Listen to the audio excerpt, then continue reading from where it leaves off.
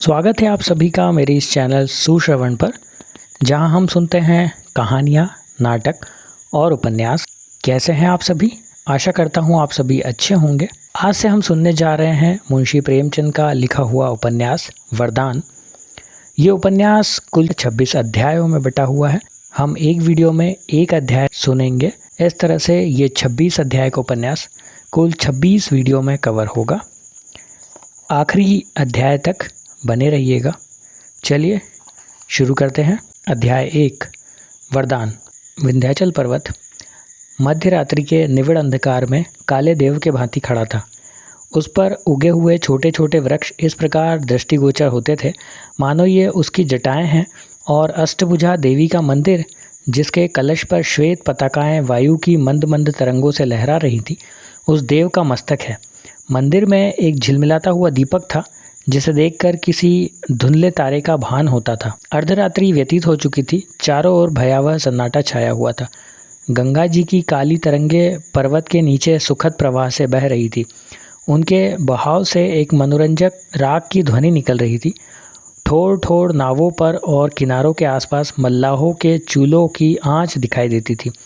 ऐसे समय में एक श्वेत वस्त्रधारिणी स्त्री अष्टभुजा देवी के सम्मुख हाथ बांधे बैठी हुई थी।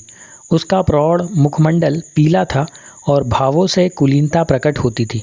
उसने देर तक सिर झुकाए रहने के पश्चात कहा, माता, आज 20 वर्ष से कोई मंगलवार ऐसा नहीं गया जबकि मैंने तुम्हारे चरणों पर सिर न झुकाया हो। एक दिन भी ऐसा नहीं गया जबकि मैंने तुम्हारे चरणों पर ध्यान न किया हो। तुम जगत तारिणी महारानी हो। तुम्हारी इतनी सेवा करने पर भी मेरे मन की अभिलाषा पूरी न हुई। मैं तुम्हें छोड़कर कहाँ जाऊँ? माता, मैंने सैकड़ों व्रत रखे, देवताओं की उपासनाएं की, तीर्थ यात्राएं की, परंतु मनोरथ पूरा न हुआ। तब तुम्हारी शरण आई। अब तुम्हें छोड़कर कहाँ जाऊं? तुमने सदा अपने भक्तों की इच्छाएं पूरी की है। क्या मैं तुम्हारे दरबार से निराश हो जाऊं? सुवामा इसी प्रकार देर तक विनती करती रही। अकस्मात उसके चित्त पर अचेत करने वाले अनुराग का आक्रमण हुआ। उसकी आंखें बंद हो गई और कान में ध्वनि आई, सुवामा, मैं तुमसे बहुत प्रसन्न हूँ। मांग। क्या मांगती है? सुवामा रोमांचित हो गई। उसका हृदय धड़कने लगा। आज 20 वर्ष के पश्चात महारानी ने उसे दर्शन दिए। वह कांपती हुई बोली, जो कुछ मांगूंगी वह महारानी देंगी? हाँ, मिलेगा। मैंने बड़ी तपस्या की है, अतएव बड़ा भारी वरदान मांगूंगी। क्या लेगी? कुबेर का धन? नहीं। इंद्र का बल? नहीं। सरस्वती की विद्या? नहीं। फिर क्या लेगी? संसार का सबसे उत्तम पदार्थ। वह क्या है? सपूत बेटा। जो कुल का नाम रोशन करे?